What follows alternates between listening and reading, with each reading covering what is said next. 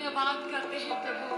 प्रभु आज अपने बड़ी दया को दिखाया है परमेश्वर, बड़ी करुणा को दिखाया है मेरे परमेश्वर।